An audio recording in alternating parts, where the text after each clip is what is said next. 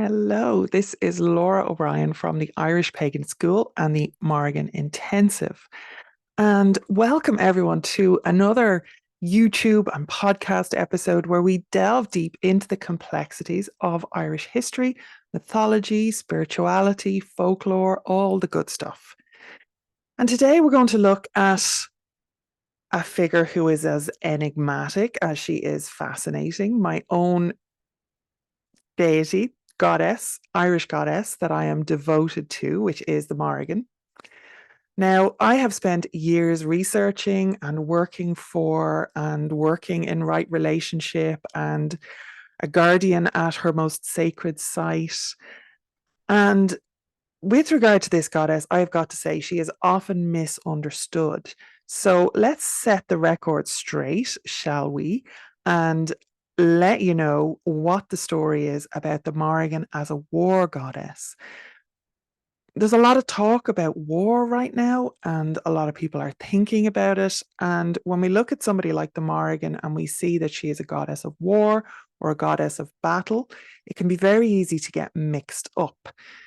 So, just before we jump into that, what I'd like to do is offer you a free 5-day challenge if you want to start your relationship with the Morrigan off on the right foot. And as a thank you for supporting me, supporting the channel, supporting John, supporting the Irish Pagan School, and all of the great community activity that we have going on. So, you can get that at morriganintensive.com/challenge if you're interested, and there will be a link below as well. But let's set the record straight about the Morrigan as a war goddess. So we need to look at the dual nature of the Morrigan, and I really don't think that it's just two, but we're just looking at the war side of things currently. So first off, the Morrigan is often seen as a goddess of contradictions, and rightly so.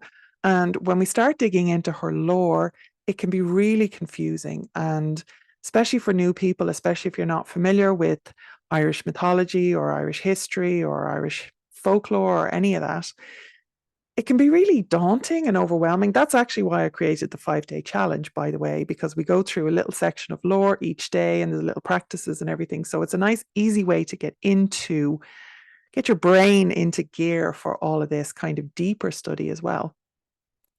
But on the one hand, the Morrigan she's terrifying. She's a harbinger of doom. She's a crow feasting on the battlefield. But on the other, then she's inspiring and she's pushing heroes towards glory. She's prophesying victory. She's declaring victory on the battlefield. And here's the thing, these aren't contradictions as such, right?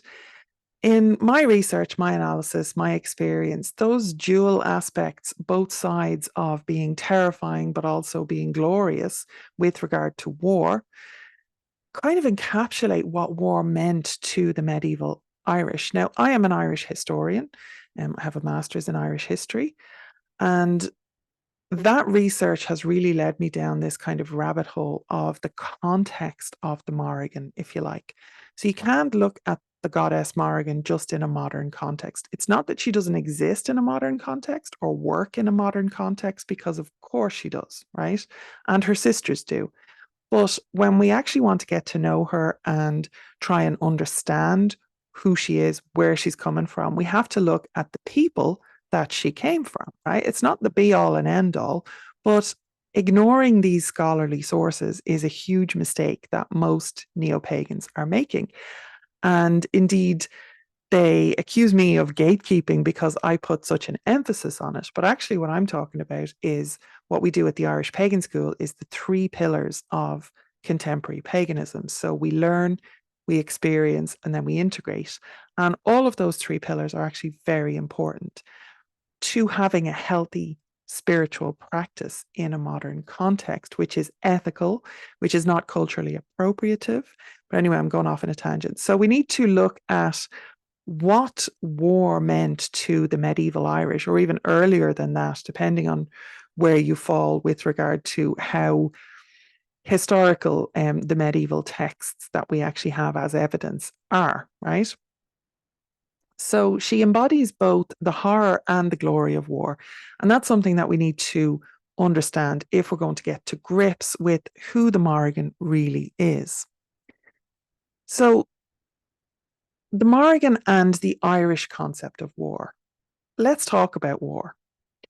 Different societies obviously wage war in different ways, and their gods of war reflect that. The Morrigan isn't just a generic war goddess, she embodies the Irish way of war. And what was that, you ask? Well, the primary form of warfare in medieval Ireland was the Táin, or the cattle raid. That's Táin, not Tain, as most people pronounce it. It's Táin, okay? This wasn't war as we know it today. It was more like one gang going after another, right? It was gang raids. That's what it was. And success in a cattle raid was a major way to gain prestige. It may possibly have been an initiation rite, a rite of passage for a new king or war leader, that he had to gain glory and prestige on a cattle raid. There is evidence for that. And it was deeply ingrained in Irish society. Cattle were the primary signifier of wealth, status, prosperity. They were our currency, basically, was cows. So it's really important to understand her in this very specific cultural context of the cattle raid. Now, the importance of cattle raiding wasn't just like a sideshow. It wasn't just done for shits and giggles. It wasn't done for laughs or youthful hijinks or anything. It may have been done as well for those reasons, but that wasn't the central role that it played in Irish society. It is the most documented event in our historical annals and our literature. So, this is the documented history that still remains to us today. So, whether the aim was to force tribute or simply to gain prestige, as we talked about, cattle were the primary or sometimes the secondary objective in any military action. So, you had to know where the cattle were, you had to know what raid was happening. And it's really important, again, to understand this. So, if we're talking about the Morrigan's role in war, we can't ignore the importance of cattle raiding. And she's not just there for the big battles, she's there for those as well, in fairness. But she's here for these deeply cultural and deeply Irish forms of conflict as well. So, what have we learned? The Morrigan is not a goddess of contradictions as such, but a goddess of complexities. And of course, war is only one facet of the Morrigan's nature, one aspect of her personality. Whether we're talking about the Morrigan as an individual goddess, as a role, as a function, as a title, as a noun, or her collectively with her sisters / other aspects, depending on how you view things. I personally view all of Na Mórine as separate autonomous entities. That is my experience with them, my personal experience with them.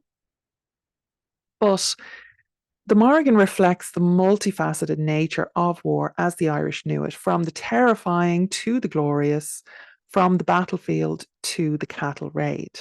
Of course, war and battle were not just cattle raiding, but it was very important to incorporate the cattle raid as part of any great war or any great battle. Okay. So, when we consider her role, we need to think about what war meant to the Irish and not just what it means to us today in Ireland or in other cultures. And certainly, even if we're looking at a modern context, what the Irish military forces since the formation of our free state and let's contrast it with the US military forces. They are such different. They are worlds apart. So even in a modern context, you can't sit in America and whatever your preconceived notion of war is, you can't apply that to the Morrigan because it didn't fit then and it doesn't fit now. So please do your research. Make sure that you're taking into account all of the scholarly resources. We have at the Irish Pagan School, we have a whole page of free resources. And honestly, it is a year's worth of study if you want to go down that road. And you can get it by going to irishpagan.school/free. And that is the most up to date of all of our free resources and listings. I'm not here to sell you anything. I'm here to educate you about the Morrigan, about war in Irish society, and about the Morrigan as a war goddess, right? Now, she was not just a war goddess. She's an Irish war goddess. She's possibly a Celtic war goddess, depending on where you come from on that. But she very much is rooted here in Ireland, in our traditions, in our cultures, in our history, in our heritage, in our ancestry, in all of that stuff. So you have to examine the Morrigan in the context of Irish culture and history in this way. And that, my friends, is what makes her one of the most compelling and nuanced figures in Irish mythology. Again, this is one small slice of who and what the Morrigan is, and one little unpicking or unraveling of the complexities of this goddess based on, again, decades of research and experience and devotion and all the rest of it on my part. But if today's dive into this one aspect of the Morrigan has sparked your interest and you're looking to take your understanding or even your relationship of the goddess or with the goddess and your connection to her to the next level, we have, again, designed that 5-day challenge. I personally designed it, this 5-day challenge that's aimed at helping you to build or strengthen your relationship with the Morrigan. So over the 5 days, what we do is we deep dive into the Tán Bó Cúailnge. Now, we talked about cattle raiding. This is the big one. There are many Táns that have made it enshrined into our stories, into the Morrigan's teaching tales, into the lore, into Irish mythology. But the Tán Bó Cúailnge is the big one. It's the epic one. So what I've done is I've taken a look at slices of the Morrigan's role that she plays within this Tán, within this cattle raid of Cooley. And we explore the specific mentions of the Morrigan and her sisters. But it's not just about reading the lore. Again, we learn, we experience, we integrate. So we focus our understanding through meditation and prayer into developing a daily practice. And it's very important that, as much as I bang on about the importance of scholarly sources, which they absolutely are vital, but that is one pillar of Irish contemporary paganism. So get yourself into the 5-day challenge, the free 5-day challenge for connecting to and understanding Morrigan. If you're ready to discover their rich history and mythology and develop a meaningful daily practice for yourself, then make sure that you take this challenge. Click the link below, or you can go to morriganintensive.com/challenge. So there'll be a link below the video, below the podcast, wherever you're watching or listening to this. Just check below and you will get a link to this particular challenge. And again, if you want a year's worth of free content, you can go to irishpagan.school/free, and the challenge is also included there, but there's loads more as well. So thank you for joining me on this brief little dive into the Morrigan as an Irish war goddess and what that means and what it doesn't mean. And until next time, slán go fóill. I will see you in the next video.